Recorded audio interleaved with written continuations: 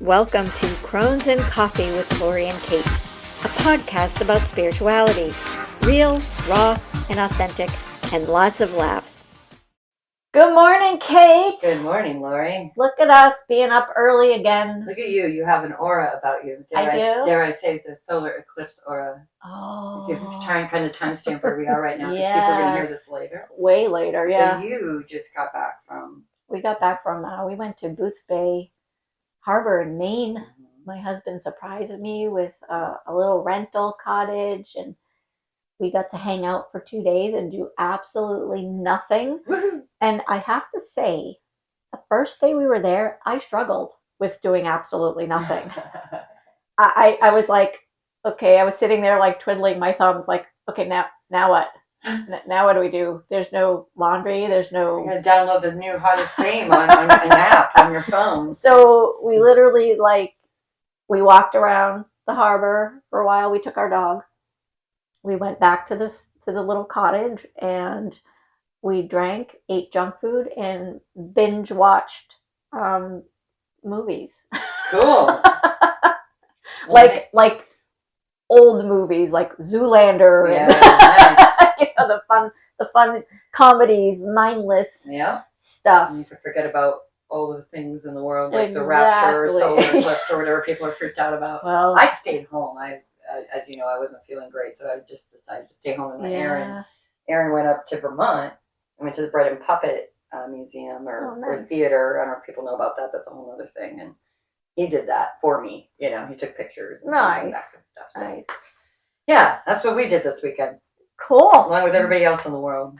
Looked up at the sky. Yeah, we did too. It was pretty cool. We were going to travel more north, but we had the news on and we're watching the stupid amount of people. Yep. And we looked out our balcony and we were like, nah, this is good. You guys are smart. Your hubby was smart booking it in advance. Yeah, Friends of mine went up to Vermont and they thought they booked what they thought was a room in an Airbnb. It ended up being a homeless shelter. They got scammed. It was so bad. Oh, no. So it was a big to-do nationally, right? Yeah. So I thought that was really cool to see all the hype, but you guys were smart in getting stuff early. Yeah. And it's actually kind of related to what we're going to do today, right? The lunar moon and what our topic is. Yeah. Part of it, Maiden, Mother, and Crone. Yeah. Connecting with lunar cycles and much more than that. No, she pointed her finger, everybody. Much more. You can't see this, but she wants you to know it's more than the moon. It's more than that. The moon got enough attention this weekend. Do you want to talk a little bit about our topic? Sure. You want me to do that now? Sure. Okay. So I got this fancy script here that Lori's given me to just give people a reminder as to what exactly Mother, Maiden, and Crone is. Sometimes also referred to as the triple goddess. Mm-hmm. And sometimes people see an image that coincides with it of the moon full and then the crescent moons on the side. Yep. So that is the imagery. Here are the words. Mother, Maiden, and Crone, lunar cycles, are an essential instrument in all magic, having an intimate relationship with the triple goddess of Mother, Maiden, and Crone. The moon's 3 phases represent each goddess. The Maiden is the first stage. In modern Wicca, however, and many pagan religions, the Maiden is seen as the virginal young woman or girl who has not yet awakened. She is all about enchantment and new beginnings, youthful ideas and enthusiasm. She is associated with the waxing phase of the lunar cycle as the moon grows from dark to full. The mother is the next phase in a woman's life. She is fertility, abundance and growth, the gaining of knowledge. She is fulfillment, sexual, social, and emotional, and she is represented by the full moon. Springtime and early summer are her domain. As the earth becomes green and fertile, so does the mother. A woman does not have to have biological children to embrace the role of mother. We were just talking about that before we started. And the crone is the third stage, representing the waning moon. She teaches us how to accept all aspects of life, offering peace and inner quiet, allowing us to understand and control our emotions. She is the hag and the wise woman, the darkness of night and eventually death. She is the waning moon, the chill of winter, the dying of the earth. The concept of the goddess goes back to most ancient civilizations and was often presented as a three-party being, meaning that it was seen in three different stages or images or phases of life. According to Skye Alexander in her book Modern Guide to Witchcraft, the feminine goddess was represented as the maiden mother Crone, while the masculine god power was shown as youth, maturity, and old age. Goddess and god were often worshipped together to draw from the different types of passive and active energies for a balanced life. The specific idea of the triple goddess as its own deity or power was first popularized by the 19th century folklorist Robert Graves in his book The White Goddess. In it, Graves melds together several mythological figures popular in European culture to form the archetype of the triple goddess, which reflects the still popular notion of conventional beauty and feminine mystique. The maiden is seen as blonde and conventionally beautiful, the mother as plump and matronly and revered for fertility and homemaking, while the crone is seen as bitter and a reminder of death. This Western patriarchal idea of womanhood is still reflected by popular culture, which revere youth and motherhood while often ignoring women once they age past a certain age. Graves' research was eventually discredited, though his ideas continue to permeate the neo-pagan movement of the early and mid-20th century. The modern-day celebration of the triple goddess as a standalone divine feminine power took root in the 1970s following the rise of Wiccan religion in Western culture. And we have society's treatment of women that's related. In some forms of feminist spirituality, the maiden, mother, crone, is used as an example of society's treatment of women. While the maiden is revered and the mother is honored, the crone is pushed aside and reviled. Many women are trying to turn that around and reclaim the title of crone, which, like the gay community, has reclaimed queer. Instead of allowing themselves to be, quote, old ladies at cronehood, these women are taking back the notion that with age comes wisdom. They are vibrant, sexual, life-embracing women who are proud to be labeled as crone. Instead of hiding in the shadows, they celebrate the later years of life.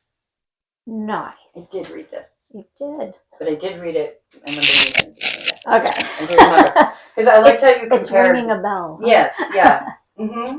So, and with that, we have a special guest today who is a crone herself. Chella Cross, owner and creator of the New England Mermaid and Siren art photography. Welcome, Chella. Thank you. Thank you, Lori. Thank you, Kate. Welcome. I've known Chella we were just discussing before we turned on the recording of this podcast, that it's probably been like 20 years Yeah. since I've known Close Chella. Close to it. Yeah.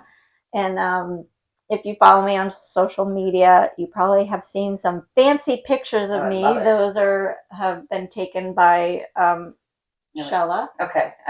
You have another photographer friend too. Sometimes Oh, sorry. Yeah. Actually, there are. You're correct. I should. Yes. There, you'll see. She's got her stamp on the pictures that she has taken. But I actually have one in the studio of me that she has taken. That's the one I was thinking. Yeah. So that's Chella. It's my take on Lori. She gives me full carte blanche. Yeah. When I come and do my photos with her. It's always nice to have somebody who doesn't have any clue as to what I'm intuitively going to do with her for the day. Yeah, I'm just like, just do whatever. Tell me what to do. This is there. the one and only time you get to tell me what to do.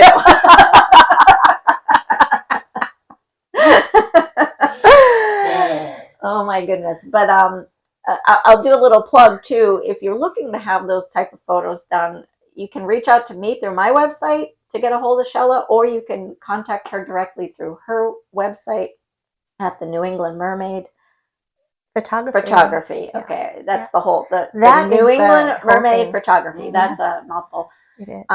You're pretty active on there too. I follow you. Yeah. And I'm always seeing Thank you. what you do. So you won't be Yeah. bored. Go into her page. You're gonna find all sorts of fun stuff. Right. We try. Right. We try. And I chose this topic today because a little while back, Chella and I were having a discussion because we're both kind of bordering that crone stage. While we are mothers to biological children, I'm actually in that crone stage, I guess. Yeah. I mean, I'm a grown grandma. children, Yeah. grown children. I think there's different views on what or where the crone stage starts, depending on what you're reading. Some say 70 years old. Oh, wow. And, you know, Lori introduced me as a crone myself, and you saw my face just wrinkle up. It's like, excuse me. Excuse me. But you know what? We really shouldn't, I shouldn't be wrinkling my face at that, because it's actually a great stage of our life. One of the most magnificent parts about it is that we no longer have to worry about once a month having a period. That was like my excitement in my very early 40s. Yeah. It didn't start out exciting, I'll tell you that. But realizing that was a stage of my life that I no longer had to worry about, you know, when we're going on vacation, and do I have to carry all this extra stuff with me? Exactly. Planning trips around your cycle because you can't leave the house. Or I think the awareness that I have of knowing I'm a psychopath, and there's nothing that anybody can do. So I want to kind of let you know that even with menopause, she's still a psychopath. I'm still a psychopath. And just for those listening, I've had some really great physicians over the years, interviewing them, because I've had other medical issues that as you get older, your body just likes to tell you F you at every possible stage of that. But I've had a lot of homeopathic physicians that have been older, really blunt about things like menopause is the gift that keeps giving. Even though you think you're done with it, you are not. We will continue to go through. You go through changes. I think even as a young person, we go through physical changes. We go through emotional changes. Yeah. You know, there once was a rule. It said every 7 years you change. Yeah. You change professionally. You change personally. You change physically. Yeah. You go on to have children. Shedding all these different skins. Like a snake. Yeah. But then you reach a certain age, and Lori and I, just as a little thing about myself aside, is I'm a Reiki practitioner 1 and 2. I'm also studying to be a meditation teacher. Next year, I'll be studying to be a yoga teacher. Right. So these things don't just fall in your lap. It takes years of learning things about yourself. Yeah, absolutely. In aging, not necessarily gracefully. 30 years ago, I never would have seen myself in a place like this. Ever. No. Even though I was doing the witchy things, I never saw myself fully embracing it. Having a studio of my own. Yep. Well, photography came out of me having less to do with my children. And that whole chaotic part of my life is now over. And then you reach this stage of your life, and it's like, what the hell am I doing? Well, it's almost like, it's almost like, wow, I have to focus on myself because no one's hanging on my boob or my leg or. And what do you do? And what am I supposed to do? Right. And the little things that you read about, where we are literally at an age where we are now considered invisible. We've come a long way, but we're still the invisible society. You mean the older women we become invisible. I'm reading more about it because I follow a lot of I think social media has helped shed a light on influencer culture and how you don't have to be if you're 20 and good looking, the algorithm's probably going to favor you, right? But I've been following a lot more older women that are like models, producers in the arts communities that are celebrated now because social media is and you got all the body positivity, you got all these movements online now, and everybody's just like fitting in their own little boxes that I think older women are starting to be more celebrated. And I think older women, from what I see on social media, you can tell who's young and who's older by the responses. Okay, now that's not for everyone. I realize there are exceptions, but what I notice is the older women are supportive Yes. and uplifting of Right. other women. Where the younger girls, and no Right. offense, young girls, you have time Little to catty. grow and learn. They're catty, they're backstabbing, they're tearing each other down. And I love this Yeah. quote where, fix another woman's crown Mm-hmm. Yep. without letting the world know it was crooked in the first Yeah. place. There's no need for competition when you reach a certain age. There's no There's- need for competition, there's not. period. We should Well, always we be should lifting all each other up. we always should be. Shut up, Chella. Right. No. The reality is, when you reach this stage in our life, you let go of so much. Oh, yeah. You let go of. Absolutely. I want to say we let go of the expectations of what other people think of us, but I'm going to tell you that is so wrong, Mm-hmm. because I think we become more heightenedly aware of our looks, our weight, Mm-hmm. how we feel, what others think of us.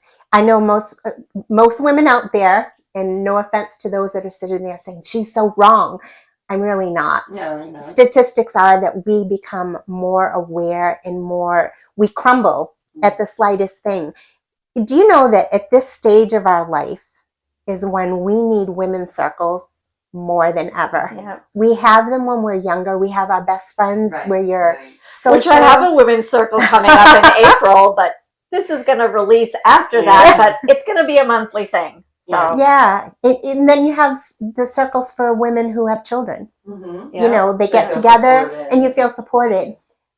Then you reach an age where you are no longer part of the school system. Right. Your children are Yep. no longer part of school. You're no longer part of their athletics. You're no longer part of their day-to-day, mom, I need. Mm-hmm. For a lot of us, you're either retired, your careers have changed, you might have lost a spouse or a partner, you might have moved on from somebody, or in a lot of cases similar to mine, we're at a stage where we're taking care of elderly or sickly parents until their deaths, or somebody is still doing that. Been there, So you done go from that. that one caretaker position To another. Yeah. You literally, Yeah. it's a perpetual parenting. Mm-hmm. It's a complete cycle, Mm-hmm. and you think that you're done. Right. And that now you have this whole other aspect of people who raised you Mm-hmm. that you basically are now babying and caring for. Right. Well, and what's weird too about that is my mother passed away 2 years ago Mhm. now. I remember the other family members were like, "Well, you're the matriarch now," Right. and I was like, Ooh. "Wait a minute, I Right. don't want that That's title. a neat title. Right. I don't want that Right. title." But it kind of has been true, because Right. I'm the one that like gathers the other siblings. Mhm. Hey, let's celebrate. My stepfather's birthday was It's in like March. you do it and you intuitively just It's like are doing it. I called Right. everyone. I said, "Hey, my stepfather, Andy, my Mhm. stepfather, his birthday was in March. He has a tough time around St. Patrick's Day because that's one of my mother's favorite Right. holidays. It was St. Patrick's Day and Christmas were like her two big celebratory things." So I said, we should probably do something for him. So, we gathered and we had a boiled dinner like my mom used to make, and we got him a cake. But like, I put all that together. Mhm. I told the brother what to bring. I told the sister-in-law Yeah. what to bring, and not that I think they wouldn't do it, but they wouldn't do You it. just, Right. You just step into Right. that role naturally. Yeah. And it becomes self-isolating. Yeah. Self-isolating and overwhelming. Yep. And you would think that at this stage in our life, we should be the most happy-go-lucky people there are, but we're not. And you know what else We're is not. funny too is like, I'm the type of person that like after I like gathered everyone and did it, I'm like, I can't believe I'm the one that has to do all this. Like, I Right. kind of got mad, but then I'm also the person that's like, let me do it because you're not doing it right. Right. It's like when your husband offers to clean the house and you Right. clean it the right way. And I went through something very similar, Yes. having siblings and dealing with my dad and dealing with my mom. And Yeah. it was the most overwhelming experience, Mhm. 5 years of my life, Mhm.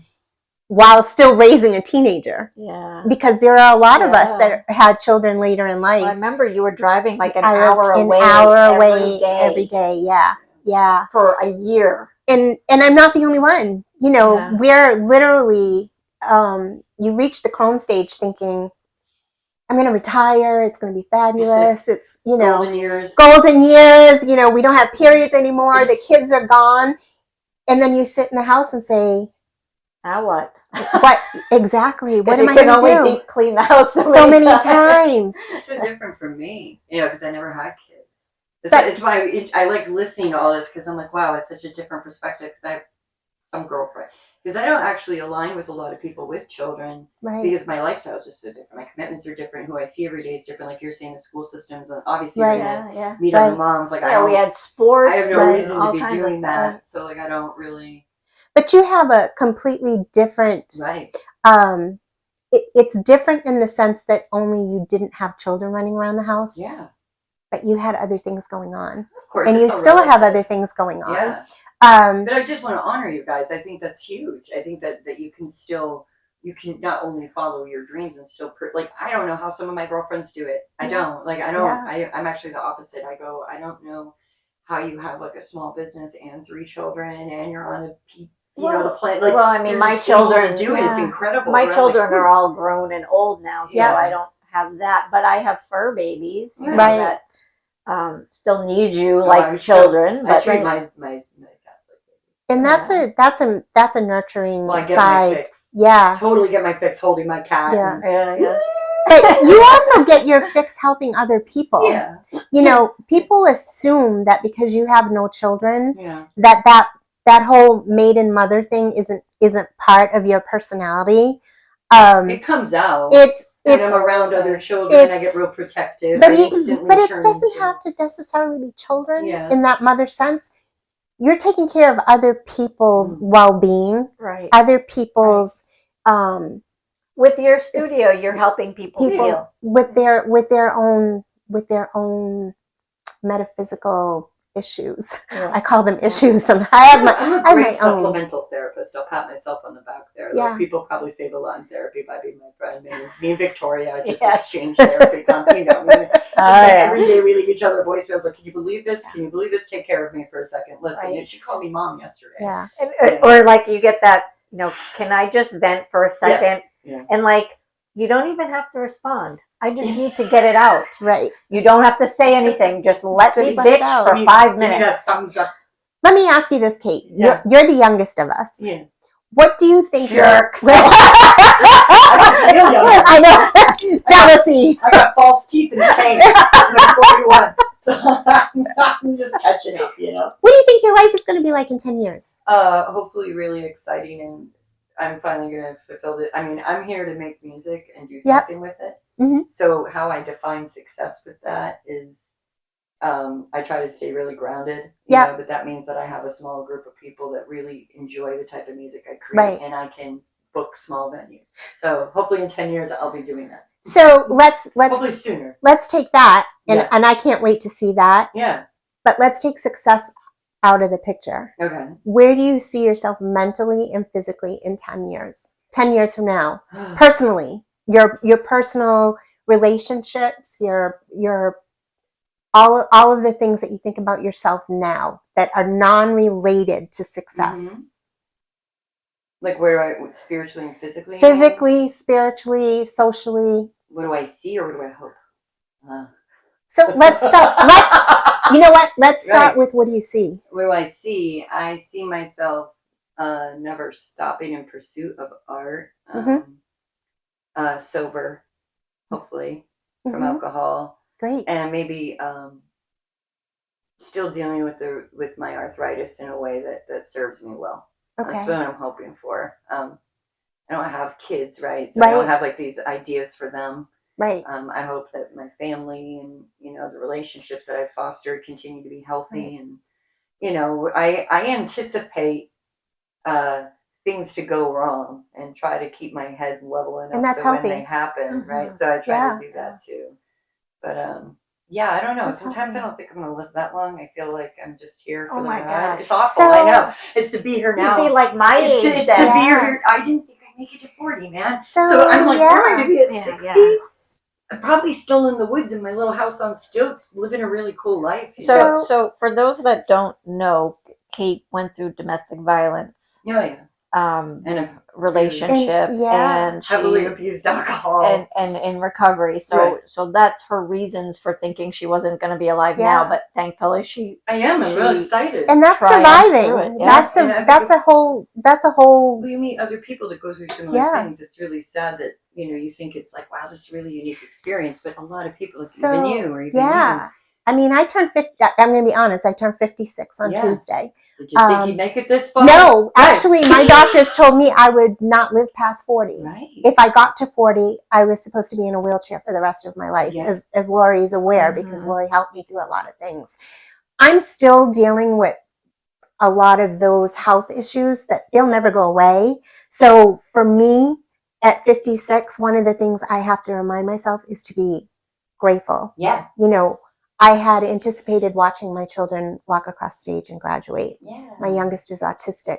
Who the hell would have thought that he was going to land at a college 1,000 miles away from home and literally living his life on his own? I watched my middle son get married. We're anticipating grandchildren next year. I'm physically able to walk up our stairs at our home. I mean, to somebody else that's small, but knowing what my health issues are, every single day is looking at it and saying, I'm here and I woke up. I'm going to put my feet on the ground and let's see what kind of trouble I can get into today. But when I said 10 years from now, how do you see yourself? For myself, I did not anticipate being lonely. My husband is an over-the-road truck driver. We've owned our own business for forever. 35 years now, right? I know. 35 years is a long time. I know. 100 years. Now, let's not go there because that would make me really old. I did not anticipate being here like you. Yeah. I figured I'd be dead and gone, and this isn't something I'm going to deal with. Can I interrupt you? Because I used to health coach Chella at a gym. Yep.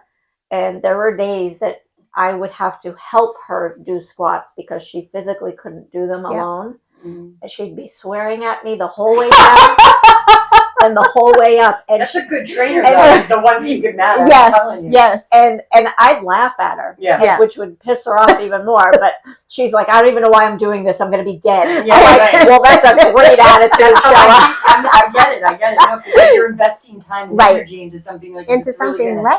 I'm even going to be around to enjoy it. And so for the average person, we're just going to say the average woman out there, she goes to work every day, whether she has kids or not, she's got a routine. And now you reach this stage where your house is empty for whatever reason. Yeah. Your life has changed. For me, I began self-isolating. Yeah. Self-isolating happened during COVID to a lot of us. Yeah. Oh, I love it. It happened to a lot of us.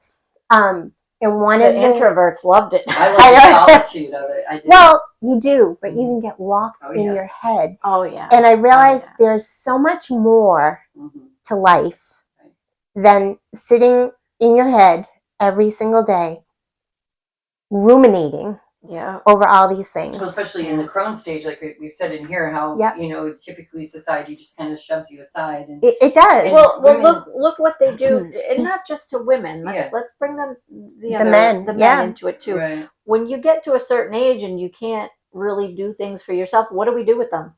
Right. We throw them in a home and say, "Here you go. Good luck." Now, that's not everybody, but I can say that because I used to be a nurse's aide. And there were people in there. I worked there 5 years. Yep. There were people in there that not once did I see a family member come and visit. I was their family. Right. And that, to me, like, I remember, and I was young, I was like in my teens. Yep. And I thought, my God, I don't want to be old. This is horrible. I know. But being 18 years old, seeing what you do. I watched it with my parents. It's like, holy crap, I don't want to be old. Yeah. Yep. And what defines old? Well, that's a whole other question. Because my husband's parents are in their mid-80s and they're most active. They're more active. They have more of a social life. They live in Cape Cod, listen, where it's like that's like the retirement capital. My mother-in-law is 85. Yeah. Last year we went to Vegas. Yeah. She's still, Yeah. you know, she'll be coming to stay with me again so we can go to the casino I up love here. that. And my father-in-law turns 89 this week Yeah. and still is running his business Yeah. that he's been running for the last 60 years of Right. his life.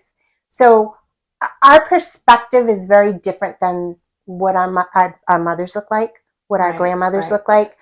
I look in the mirror and I say, I see resemblance, Yeah. but that's it. Genetic resemblance is all I see. Well, when I was younger and I looked at my mom, I always thought, my God, she's old. Right. I always, Right. like, because I know that sounds awful, but My God. my God, she's old. But she always looked old and acted old. Yeah. Right. So, my mother and my father are the same age. I think there's like 9 months between them. But, you know, my dad does, he was active with golf. He Mhm. walks, he swims, he meditates. And my mom, and my dad eats healthy, Mhm. you know, Yep. drinks his water, Yep. doesn't smoke, doesn't drink a whole excess. My mom was like The opposite. the complete opposite. She Yeah. had stopped smoking, but she also had, you know, MD, but she had emphysema, Mhm. you know, but she, you know, she'd call me up. What are you doing for dinner? And I'm like, oh, I'm making a homemade stew. And she's like, oh, that sounds good. I'm having a corn dog, and they were gluten free. Yeah. Can you believe I feel found, like I am you your know, mom. and-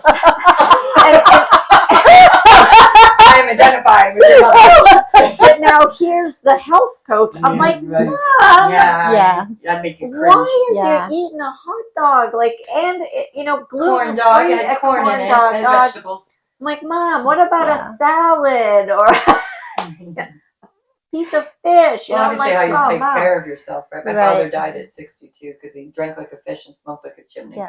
So I'm still one of the youngest one in the room, but I did lose a parent. Yeah.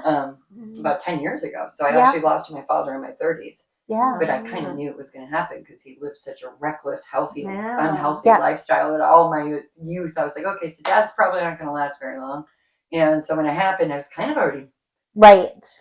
Ready. I was almost waiting for it to be over, Right. so we could all move on. Yeah. Isn't that awful? I feel No. I probably couldn't have said that so openly in front of my family 10 years ago, but now we're all kind of. Well, Chella dealt with that. I did. And you feel a little bit of guilt, but I'm not letting myself. Feel You know what?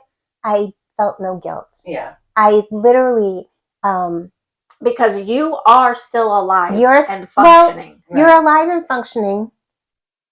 You're doing everything that you can Mhm. Right. for them. And Right. sometimes we forget about ourselves. Right. I watched my mother Yeah. go through that because she's a hospice nurse anyway. Yes. So watching her care for my father was like a whole other level. Well, I was a medic for a decade of Yeah. my life. Yeah. And so, you know, I added that into the fact that I was not only dealing with elderly parents, but parents that I had no relationship with. Yeah. So, like Lori, the oldest, Yeah. I had a sibling that lived very close by, but Right. was not part of that Got because it. it's too much Yeah. to help. You know, I lived with alcoholism in my family, Yep. drugs in my family. So the feeling of when is this going to be over? Right. Literally the day it happened, it was watching everybody else. You know, you cry for a minute Yeah. and then you say, It's over. it's over and now what? Right. That was my biggest now what? Yeah. It's literally taking me 2 years Mhm. to figure out the now what part Mhm. of my life.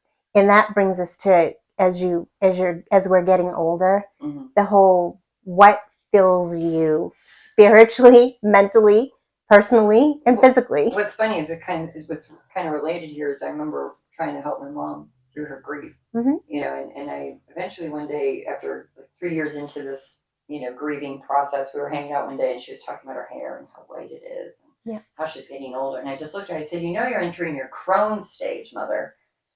And she's not into the, like, she's very open-minded in that she raised me to do what I wanted. Right. But she's been pretty modest and, you know, she's not as Right. fringe as I am, but she just looked at me and was like, well, what does that mean? I'm like, it's a good thing. Right. You're in your Crone stage. She is retired. My mom is living her best life right now. I Yep. love my father, but she is now fully retired, living in a. She's blossomed. Living outside the box. She goes kayaking every day. She's Good a for hiker her. that she hangs out with. She goes That's goes awesome. to Florida. She goes to Maine. Oh, And yeah. on the side, she does caretaking for end of life care, just to get some cash on the side. Yeah. So I'm watching her, really enjoying watching her in her elder years. It's like the opposite of what I watched my father go through. So That's Mom, great. Embrace your Crone stage, and she's like, whatever that means, sure, Well, that's great, and that's part of what I'd like to see other women our age doing. Yes. And part of that is opening up into groups of women and being able to talk about these things, because we see it online and we see it in the social media, but we're seeing a section of it that doesn't really portray the average person. That's how I feel. I mean, I see all these gorgeous women with their gray hair. Yeah. Gray is great. I'm going to tell you, I dye my hair. Yeah. I dye it every 8 weeks. Yeah. Not because I'm afraid of being old. I just don't like my gray hair. Yeah, do what works for you. And I would like to see women our age be able to say, You see my light hair, doing Chella? hey! Like, I do it because I don't like it, my husband's learned to live with the cactus. I don't. Right. I think we all pick and choose how we want to modify our bodies and what makes us feel good. Yes. But I think spiritually and mentally is really where it boils down to where we are in life. Yeah. And so Lori and I have been together for so long and learning different aspects from her, reading more into it, and realizing that self-isolation wasn't going to work. I took my photographs. I actually started photography for women of a certain age. Yeah. That's initially what I started it as, because I wanted us to stop feeling like Gross. Exactly. I have struggled with my weight my entire life. And Can I tell the story about your chocolate cake? Do you even remember that story? Oh my gosh, yeah. So we can cut it out if you don't like it. So she can edit it out. As I said before, I used to be a personal trainer, and I was I do like chocolate cake. Shella's health coach for a while. Icing was more. And she was doing fantastic. She had lost some weight. We had taken some really great before and after pictures. She had this sexy dress. She went on a trip to celebrate her new body. And she comes back from the trip. She comes in. She's like, "Can I talk to you?" And I was like, "Okay." I'm like, she's not usually this serious. So intense. So she comes into the office. I shut the door. She breaks down crying. Now it's like 8:30 in the morning. I'm like, what could possibly have happened? It's only 8:30 in the morning. I just opened at 8. What happened? She's like, I ate chocolate cake for breakfast. Confession time. And I was just like, okay, and then what? And she was like, well, that's it. The whole day is ruined. And I was like, oh man, that's a rabbit hole you can go down. So, but my analogy with that was, I said, okay, you ate chocolate cake for breakfast. You still have the entire day to make better choices. Right. I said, so if you dropped your cell phone on the floor, would you pick it up and brush it off, or would you say, oh, well, damn, it didn't break, so I'm going to stop on it? Well, it is kind of like a weird out you give yourself, because I've done that with a lot of eating issues and food issues, and my weight goes up and down like crazy. And to be like, well, I already did this bad thing, might as well just ruin the whole day, and I would do that with alcohol. And it's definitely a mental thing, because I've struggled with my weight my whole life. And I think at this stage in my life, my attitude is, I don't want to be obese. That's not the goal here. But as long as I do yoga twice a week, and I do have a fabulous yoga teacher. I'll have to admit, one of the funniest things she ever said to me is, the first day you came, she said, honestly, Chella, I didn't know what the hell I was going to do with you, because I was very, very large. Yeah. Combine that with my health issues. It's tough. And her attitude. And I actually think that's what would save you, is your attitude. I think my attitude has, and she's great. But I also get out to walk with my dogs. And I think one of the things that Lori impressed upon me the most and I'm taking that with each year as I get older, is to get outside. Yeah. We don't do that anymore. Yeah. We stay inside. We're stuck on social media. Get in your body. You need to be in your body, present in your body. I got so used to leaving my body and checking out because I didn't Yep. like how it felt, or I didn't like how it looked. That you get so used to doing that, Right? Yeah. And then, like you're saying, social media, it's so easy to forget that you even have a flesh vessel. Right. Well, it back to the whole social media thing. When you're scrolling through it, Right. you're like, look at all these lives, these people, these Right. beautiful lives these people have. But you have to remember, they're only showing you what they want to show you. Right. Dr. Phil says. Oh God. We're watching. We're not living our lives. We're watching. We're watching. And when he's saying about kids today, he's like, kids today aren't living their lives. They're watching others live their lives. Well, you're watching. The zombie apocalypse is happening. Everybody's looking at their phone, walking down the street. Right. And as we age, that's what happens to us because we're invisible as it is. Yeah. You know, we go to the store. One of the things I've said to my husband is, those days of being at the counter and somebody quickly wanting to, the cute woman at the desk coming to me and saying, "Can I help you?" Right. Yeah, that's not happening. I have to say, "Excuse me." Right. Excuse me. Oh, I noticed just Bitch, I'm talking to you. Hello. I'm the one with the checkbook. Just transitioning from my 20s to my 40s, I noticed a lack of attention, a lack of which I actually really like now. But as a 20-year-old going to the bar, and it wasn't just about the drink; it was about the stimulation I was getting, the social feedback I was getting from men, the attention I was getting, all that. The validation that you exist. Right. And now that I'm 40, I'm like the mom in the room. I'm like, I'm not getting the same reactions that I used to. Right. And I'm okay with it. And then obviously when I gained the weight, then it's like you're invisible. At least that's what it felt like to me comparatively. Right.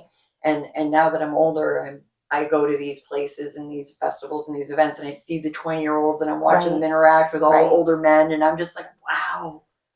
Did I do that? Wow, I just don't care anymore. Yeah, right. And I love that about getting older, that like need to appease the male gaze. Right. And that's why I have embraced the title Crone. Right. Because I Exactly. just don't give a crap. Right. Anymore. You drop that. Well, you drop that aspect of it, but there are so many other things to care about. Mm-hmm. And one of them is our social activity needs to change, not become isolated because we're now Crones. Yes. We have a lot to give. I mean, a lot of experience, a lot of information that the younger people don't necessarily want, but we have it to give to each other to help us move forward with all of that. And I think, that with anything, it's like, because we are experienced in life, we still grow. Right. So it's just because we are Crones doesn't mean we stop learning or stop growing. Right.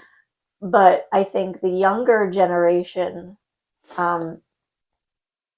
could learn from us, could learn from our mistakes. But again, it's like anything, take what resonates and leave behind what doesn't. Right. Like that's with anything in life, even with practicing witchcraft. All the time people are arguing online about don't do it like that, do it like this. It's like, do what feels good to you. Right. Don't do what doesn't feel good to you. Like it's that simple with everything in life.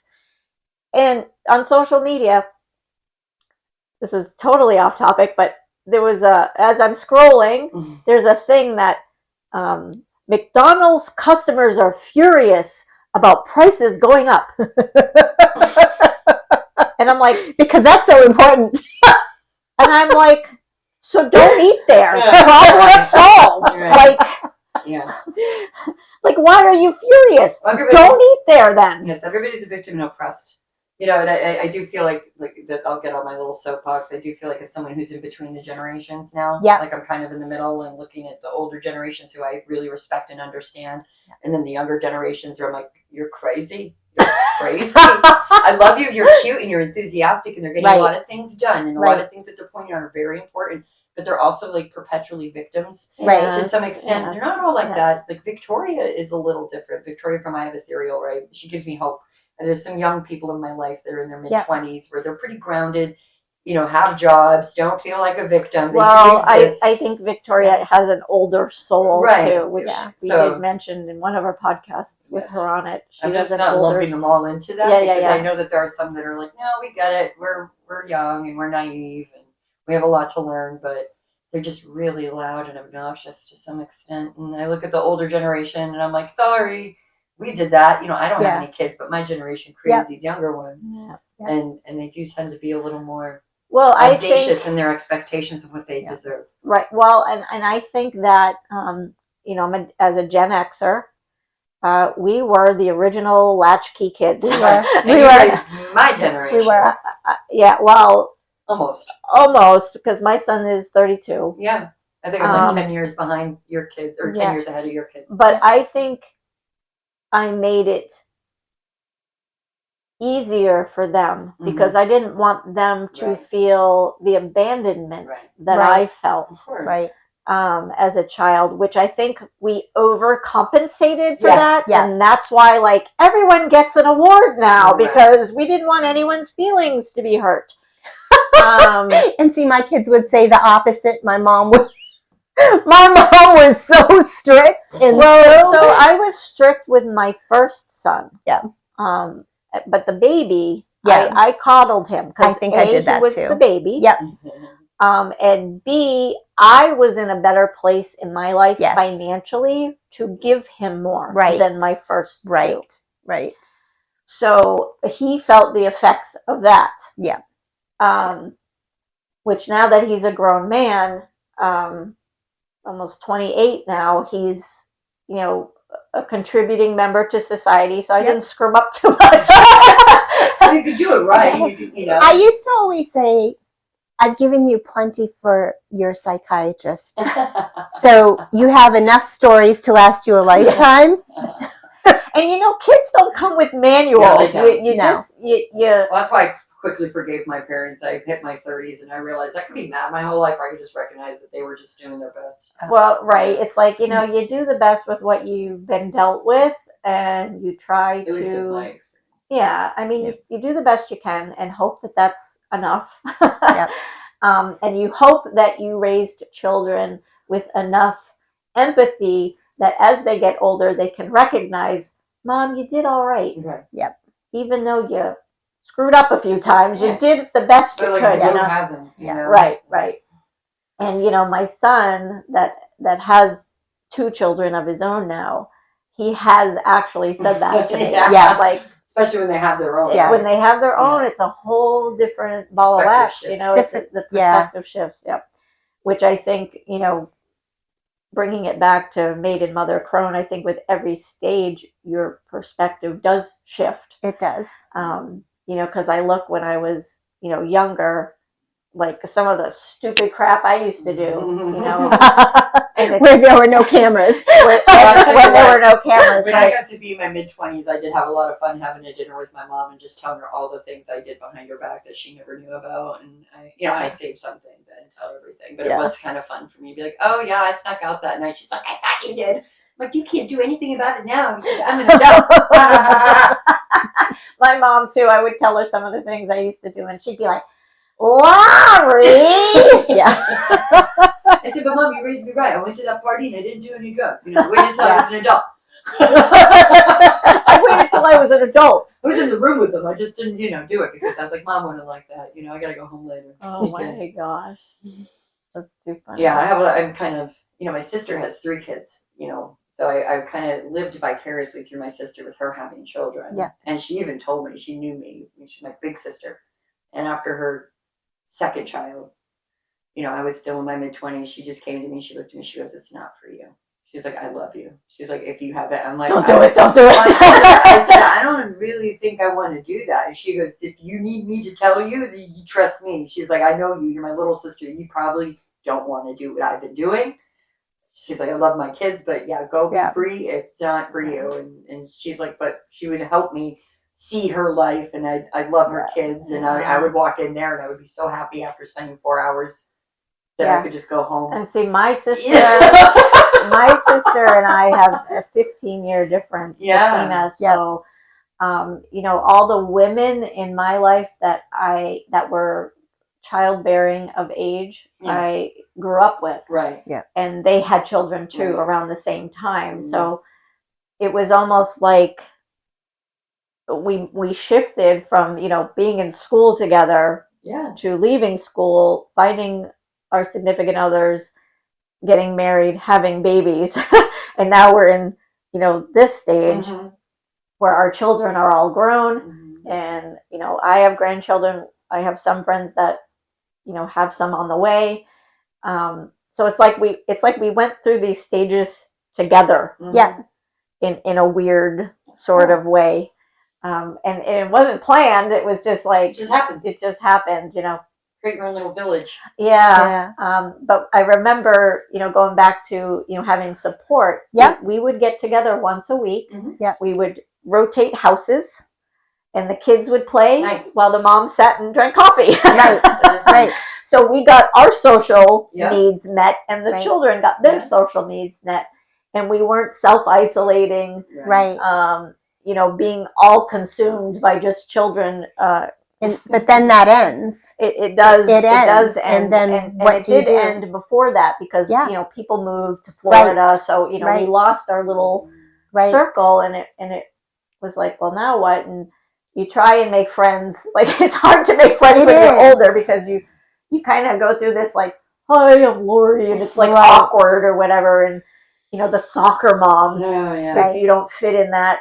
Realm. Sometimes you think you want it, and then you find out later you'd rather just be alone. And that's why I think the women's circles for women our age is so important. I'm so excited to have the first one in April. It will be a monthly thing, and I know this is going to come out after our first one, but the first one we're actually going to do a little meditation and a ritual to help heal our sister wounds. That'd be great. So you said that to me like about 2 weeks ago. You're like, oh, you gotta heal that sister. I forget who I was griping about. I was being real petty. But like, I could be that way with Lori. I'm like, okay, give me space. I'm gonna be petty. It's just like, okay. And then after she's like, yeah, you got a sister wound. You need to heal. You need to heal that bitch up. I said, I know. But it's okay to have those feelings. I was aware of it. I was like, listen to this jerk living inside my head telling me this awful stuff. This living like, here rent free. There's little gremlins that tell you to be like, be jealous, be competitive, be.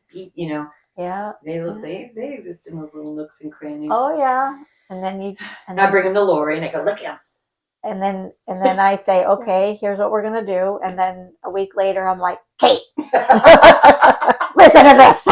And then she's like, remember what you said to me 2 weeks ago? Do it. I'm like, oh yeah. And that's when you find your tribe and you stick with those women that support you and let you be you without judgment. So that you can have those disgusting feelings and not feel judged by the person you're bitching to. I think as we get older too, in your Crone stage, you may learn more about yourself and observing parts about yourself that aren't so great, but still being stuck with them and how you handle them. How you communicate, and trust people around you. Like you were saying, like I'm gonna go off for a second. It's not gonna look pretty. Will you witness? Yes. Yeah. Sometimes you need to be like vulnerable and have that witness for you. Even if you have nothing to say in return, you just need that person to be like, I just need to get this out of my body. I see you. And then that person's like, cool. All right, let's go get ice cream. Sweet. What's great is there's this thing. It's called a topsy-turvy doll. Have you ever heard of them? Sounds familiar. So there's something from actually, I think, like the late 1800s, maybe. You have a doll head on either end. So this is actually something that we haven't talked about, but a series on Crones. One of the projects is a topsy-turvy doll. I feel like I've seen one at my mom's So house. you have a doll head on one side and a doll head on the other side. They're connected with a dress. And you can flip it over to your feeling. So we can all hide under the auspice of everything is fine, right? So I'm assuming one face is happy and one face... And the other face is all of your emotions. The good, the bad, the ugly. and you can flip that switch at any given moment, and here she is, right? But that's part of the Crone stage too, is Right. you go through a gazillion different emotions. You go through a million emotions as a mother, physically, emotionally. You do that as a maiden too. I mean, look at the changes you go through. You're in school. You're dealing with men. You're dealing with women. I think having kids is on a whole other level, though. Having kids is biologically having children, adopting children, however that happens. That little human you're responsible for, You and most likely is a little part of your flesh and bone running around. And you're molding it. Yeah. Yes. Every scariest part. Like I know. everything you say. Yes. Everything you say, you do, everything you teach them. One of the most horrific things was I didn't teach my older sons how to drive because me too. I just couldn't. I couldn't. But I was left with no other possibilities for my youngest, who is autistic. Yeah. And now I will not get in the car with that child. Yeah. And every time I say no, he will look at me, and my husband will look at me and say, "But you taught him how to drive." And that is why I will not get in the car. That is why. I have said that before because I'm aware. I don't need a little me reflecting back, challenging me every day. And reminding me of all the things. I'm good. Yeah. I'm good. So many times I have said, "Oh my God, you are just like your father. I want to punch you." Yeah. And then my middle son is like a clone of me in every way. Sarcasm, the dry humor. I think that's the one I like. Jared, the artist. Yeah. You don't like no. Yeah, I don't like the other ones. I don't like that one. I like the other one I met at your house. You met all of them. Jacob. Jacob is very charismatic. I like all of them, but I have a favorite, yes. Jacob is very charismatic. As parents, we do too. He was just really extroverted. We were instantly giving each other crap. And Jacob is very very charismatic, and he likes to be. He's my social butterfly. Yeah. Jacob is. He'll scan the room. He'll see that one person in the corner by themselves, and he'll go to that person and pull them out. That's awesome. And then Jared, my middle son, he's an introvert extrovert. Yeah. So he's an introvert, but once he gets going, right, he's like the life of the party. And then my youngest is a total introvert. Yeah. He will hide in the corner. See the artist? No. Jared, the middle one is the artist. Casey's my youngest. Casey's the one that he'll go off on you behind the computer, but if you're in his face, he's like keyboard warrior.